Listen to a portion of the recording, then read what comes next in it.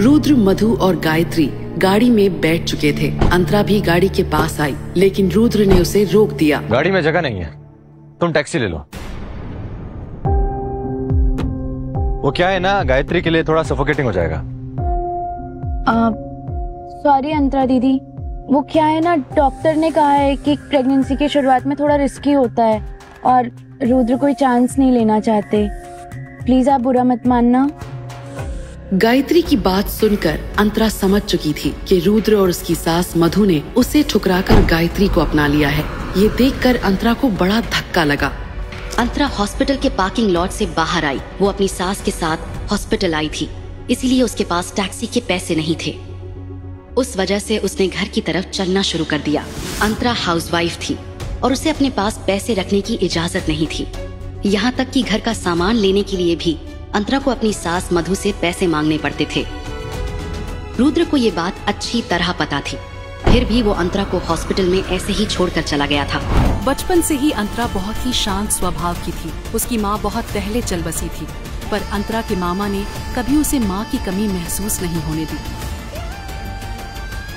चौल के छोटे से कमरे में सख्त गरीबी में बचपन गुजारा। मामा की बेटी गायत्री की पढ़ाई में कोई कमी ना आए, इसीलिए उसने अपनी पढ़ाई छोड़ दी। मगर गायत्री हमेशा ही उस पर तंज कसती और उसे नीचा दिखाने की कोशिश करती। अंतरा, जाओ जाकर गायत्री के लिए जूस लेकर आओ। अंतरा के दिल में तो आया कि वो गायत्री का मुंह नोच ले, मगर गायत्री की प्रेगनेंसी और रुद्र का गुस्सा याद करके वो चुपचाप जूस लाने किचन में चली गई। ये जूस किसके लिए लेके जा रही? वो मम्मी जी गायत्री के लिए ले जा रही। तू रहने दे, तेरा भरोसा नहीं। पता नहीं अगर जूस में जहर मिला दिया और मेरा होने वाला पोता पैदा होने से पहले ही मर गया तो? दीनू, ये जूस गायत्री को दे। 4 साल में एक बार भी तुमने रुद्र के करीब जाने की कोशिश नहीं की, तो तुमसे बच्चा क्या खाक पैदा होगा? मम्मी जी, मैंने रुद्र के दिल जीतने की बहुत कोशिश की, पर वो मेरे करीब आता ही नहीं है, तो मैं क्या करूं? अरे तेरे जैसी अनपढ़ भिखारन के करीब तो मेरे घर का कुत्ता भी ना आए। तुझे क्या पता रूप सौंदर्य क्या होता है? अपनी छोटी बहन से ही कुछ सीख लिया होता। अब यहाँ खड़ी मेरा मुंह क्या देख रही है? फिनाइल उठा और पूरे घर की सफाई कर।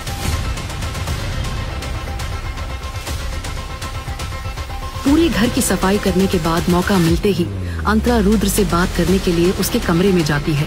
रुद्र, तुम्हारे और मेरे बीच का राज तुम्हें अच्छे से पता है।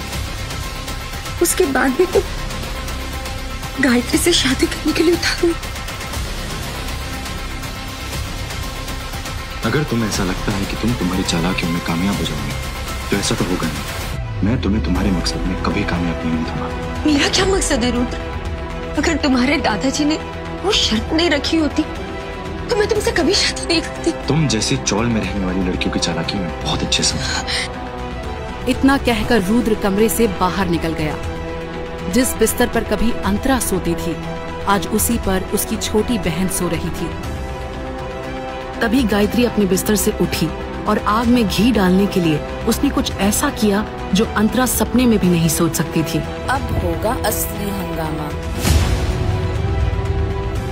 अंतरा, ये साबुन का पानी जमीन पे क्यों गिरा रखा है तूने? अभी मैं गिर जाती तो।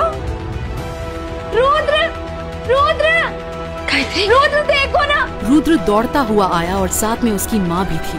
ये मुझे गिरा के हमारे बच्चे को नुकसान पहुंचाना चाहती है। अंतरा, तुम्हें मना किया था मैंने, ऐसी कोई हरकत मत करना। खुद तो तुम मां बन नहीं सकती हो, हमारे बच्चा गिराना चाहती हो। ये पानी मैंने नहीं गिराया। जुबान लड़ाती है तेरी हिम्मत। आज मैं तुझे जिंदा नहीं छोड़ूंगी। मम्मी जी मुझे दर्द हो रहा है। आप एक शादीशुदा औरत को उसके पति के कमरे से ऐसे नहीं निकाल सकती। मधु आहूजा अंतरा का हाथ पकड़कर उसे सीढ़ियों से घसीटते हुए जैसे ही मेन गेट तक लाती है, रुद्र की आवाज उन्हें रोक लेती है।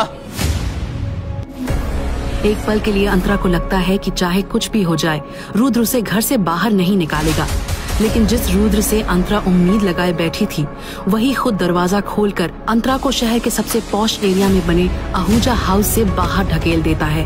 दफा हो जाओ मेरे घर से। मैं कहाँ जाऊंगी रुद्र? मेरे साथ ऐसे मत करो। मैं तुम्हारी बीवी हूँ रोज, ऐसे मत करो मेरे साथ। तुम जैसे रखोगी मैं वैसे रह लूंगी। मुझे घर से मत निकालो please please please please please please please please मुझे ना डोलो। मैं कहाँ जाऊंगी? गायत्री का अंतरा को घर से हमेशा के लिए बाहर निकालने का प्लान कामयाब हो गया था। उसे लगा कि उसके रास्ते का कांटा अब हमेशा के लिए साफ हो गया है। लेकिन कुछ ही देर बाद एक कार की हॉर्न ने अंतरा के साथ साथ रुद्र और मधु का भी ध्यान अपनी ओर खींचा। जब तक वो कुछ समझ पाती, एक हाथ उसे कार के अंदर खींच लेता है और वो महंगी सी ऑडी फुल स्पीड में आगे बढ़ जाती है। अंतरा की जिंदगी में आज ऐसी सुनामी आई थी जिसने उसकी पूरी दुनिया ही उजाड़ दी थी। अंतरा, एक बात बता कि आखिर ऐसा हुआ क्या जो तेरे घर वालों ने घर से बाहर निकाल दिया? तन्वी के सवाल सुनकर उसके दिमाग में आज के दिन की घटनाएं फिर से याद आने लगी। अंतरा की जिंदगी में इस सुनामी की शुरुआत आज शाम से हुई थी, जब हॉस्पिटल में उसके हाथ में एक टेस्ट रिपोर्ट था। उसमें लिखा था फैलोपियन ट्यूब ब्लॉकेज। इसका मतलब था अंतरा कभी मां नहीं बन सकती थी। रिपोर्ट पढ़ते ही अंतरा की खुशहाल जिंदगी में तूफान आ गया था। उसका शरीर सुन पड़ गया था। मुझे तो पहले ही पता था कि खोट तुझ में ही है, तभी तो 4 साल से बच्चा नहीं पैदा कर पा रही थी। अब चल के बात करें प्लीज। क्यों? यहाँ बात करने में शर्म आ रही है? जब 4 साल से मुझे दादी नहीं बना पा रही थी तब तो तुझे शर्म नहीं आई? अंतरा अपनी सास के ताने सुन ही रही थी, तभी अंतरा ने हॉस्पिटल कॉरिडोर में अपने पति रुद्र को आते देखा।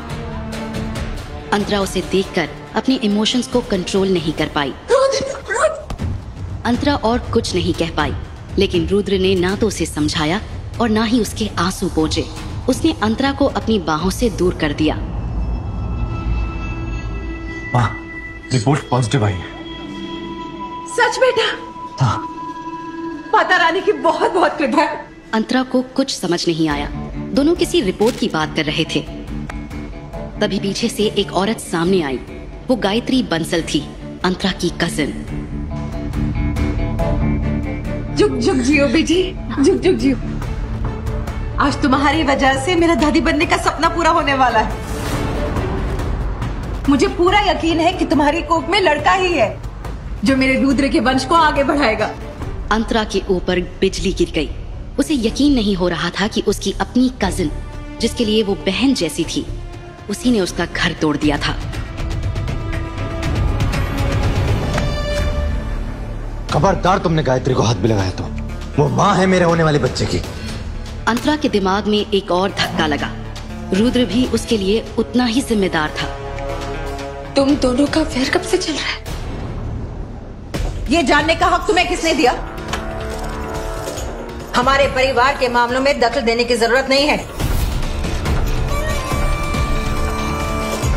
मैं आपके परिवार का हिस्सा नहीं। तू कभी हमारे परिवार का हिस्सा थी ही नहीं। वो तो मेरे ससुर जी ने जबरदस्ती तुझे मेरे रुद्र के गले बांध दिया था। मधु आहूजा की आवाज बढ़ती जा रही थी और उनके आसपास लोग जमा होने लगे थे। रुद्र आहूजा एक मल्टीनेशनल कंपनी का CEO है और वो इस तमाशे को और नहीं बढ़ाना चाहता था। हम लोग घर चलते हैं, गायत्री को आराम की जरूरत है। हाँ बेटा, चल। अंतरा के सारे सवाल अभी खत्म नहीं हुए थे, लेकिन उसने दुनिया के सामने अपना और अपने परिवार का तमाशा नहीं बनाया।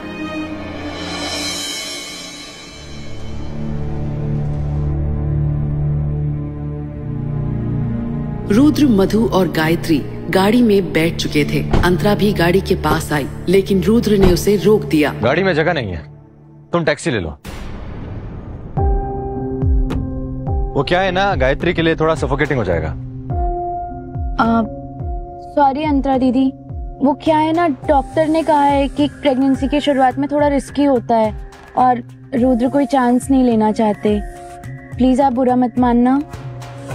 गायत्री की बात सुनकर अंतरा समझ चुकी थी कि रुद्र और उसकी सास मधु ने उसे ठुकराकर गायत्री को अपना लिया है। ये देखकर अंतरा को बड़ा धक्का लगा। अंतरा हॉस्पिटल के पार्किंग लॉट से बाहर आई। वो अपनी सास के साथ हॉस्पिटल आई थी, इसीलिए उसके पास टैक्सी के पैसे नहीं थे। उस वजह से उसने घर की तरफ चलना शुरू कर दिया। अंतरा हाउसवाइफ थी और उसे अपने पास पैसे रखने की इजाजत नहीं थी। यहाँ तक कि घर का सामान लेने के लिए भी अंतरा को अपनी सास मधु से पैसे मांगने पड़ते थे। रुद्र को ये बात अच्छी तरह पता थी, फिर भी वो अंतरा को हॉस्पिटल में ऐसे ही छोड़कर चला गया था। पैदल चलकर 1 घंटे बाद अंतरा घर पहुंची। मधु और रुद्र को लगा था कि वो घर वापस नहीं आएगी, लेकिन अंतरा का उसके पति रुद्र के सिवा और कोई नहीं था। वो जाती भी तो कहाँ जाती। तुझ में कोई लाज शर्म है कि नहीं? तुझसे कहा था ना कि इस घर में तेरे लिए कोई जगह नहीं है। मम्मी आप रहने दीजिए, इससे मैं बात करता हूँ। बेबी मैं भी है। रुद्र ने अंतरा को ऊपर चलने को कहा। लो बेटा गायत्री, ये बादाम वाला दूध पी लो, बच्चे के लिए बहुत अच्छा होता है। 4 साल की शादी में वो दोनों शायद ही कभी एक साथ बेडरूम में रहे होंगे, क्योंकि रात में ज्यादातर रुद्र स्टडी रूम में ही सोता था और अंतरा बेडरूम में।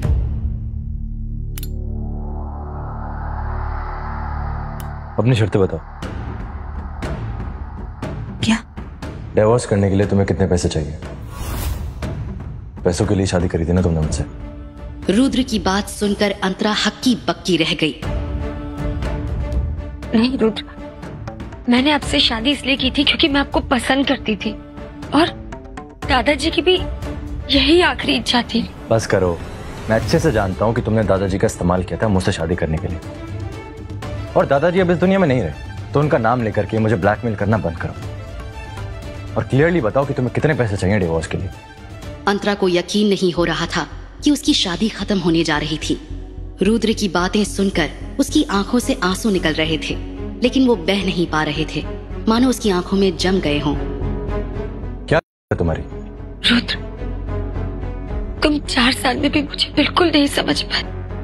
बार बार पूछने पर भी अंतरा जवाब नहीं दे रही थी, इसलिए रुद्र ने चिढ़कर अपनी चेकबुक निकाली और एक चेक पर अंतरा का नाम लिखने लगा।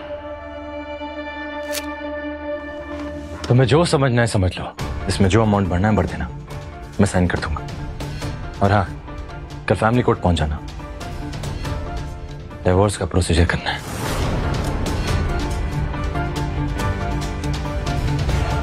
अंतरा को लगा जैसे उस दरवाजे के साथ रुद्र के दिल का दरवाजा भी उसके लिए हमेशा के लिए बंद हो गया हो। पैरों के पास पड़ा चेक उसने उठाया। वो 8 बाय 3 इंच का कागज उसकी शादी खत्म करने का फरमान था।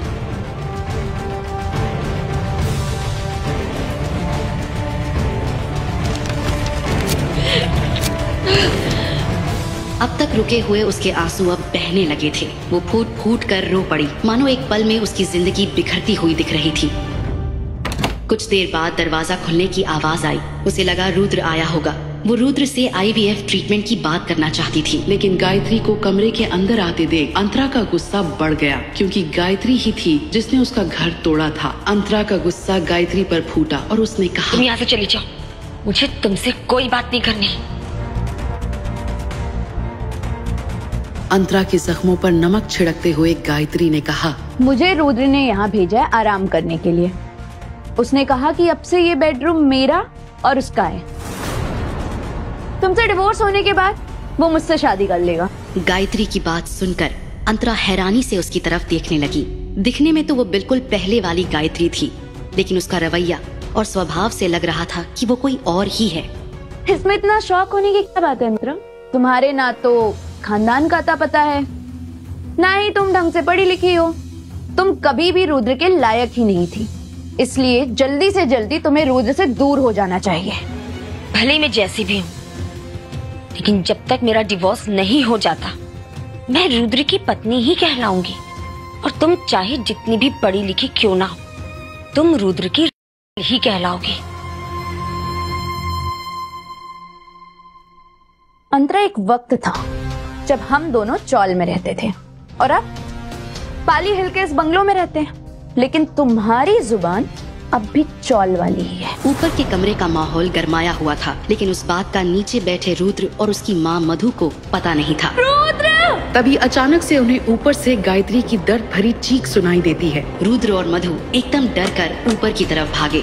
क्या हुआ था ऊपर के बेडरूम में? कहीं अंतरा और गायत्री के झगड़े ने कोई गंभीर मोड़ तो नहीं ले लिया था? जानने के लिए सुनते रहिए मिस्टर शैडो, सिर्फ पॉकेट FM ऐप पर।